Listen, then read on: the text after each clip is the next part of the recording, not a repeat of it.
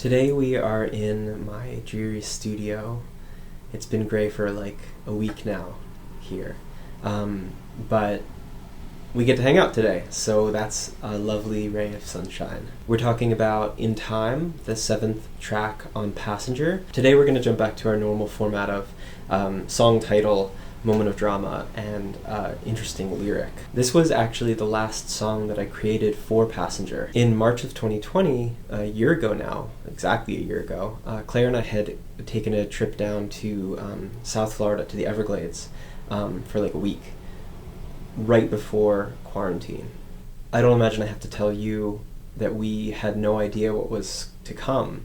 Because we returned from that trip directly before life for all of us changed so drastically, it took us some time to figure out like what things meant to us anymore, what memories meant to us anymore. Originally the title was going to be Thou and I, a reference to Martin Buber's book, translated from German as I and Thou.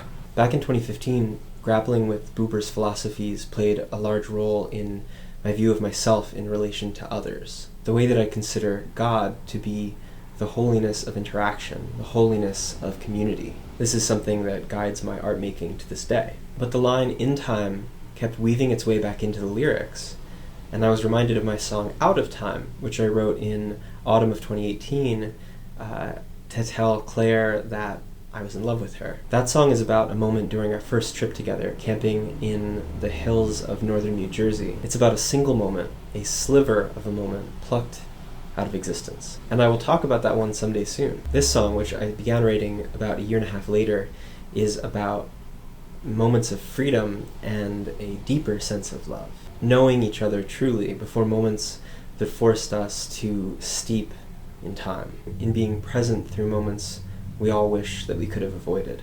Okay, our moment of drama, it's that middle section. I wrote and recorded that in my bedroom one night, which is something that I rarely ever did or do.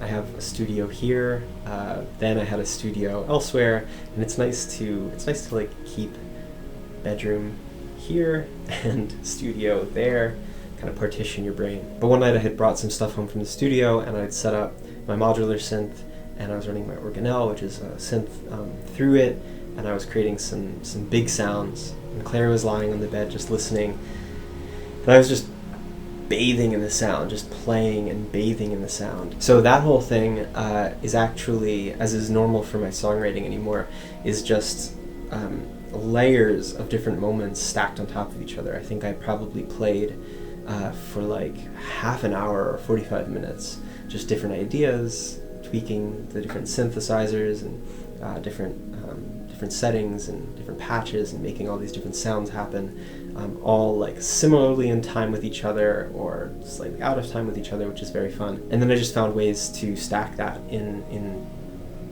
tasty ways. Really, I wanted this middle section to evolve out of like little sounds that I had nested within the first section. So I had all these like little bell sounds and glockenspiel sounds and all kinds of weird little things, and I had it kind of like surging out of that.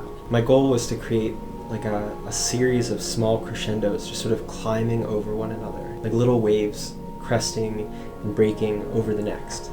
Okay, so a lyric. Our fleeting home, a siren's call away. So in the beginning I'm referencing like a siren of mythology, in the sense that trying to capture a memory in moments like this, moments like quarantine, the beginning of quarantine, were so difficult, trying to like just grasp it at smoke, you know? And so it was this siren's call to try to figure out how to grasp the home that is memory. And at the same time, we are these creatures of memory, but there was something in this moment of needing to be present in quarantine that made memories almost feel dangerous, which also felt like the identity of a siren. Like hearing this sound, the siren's call, the return to memory, thinking about the past in relationship to a very restricted present, thinking about the idea of a future, which is just impossible in reference to this very restricted present.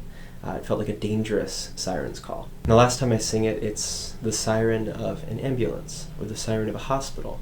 To me, this song really embodies the slow, tender, mortal life of quarantine.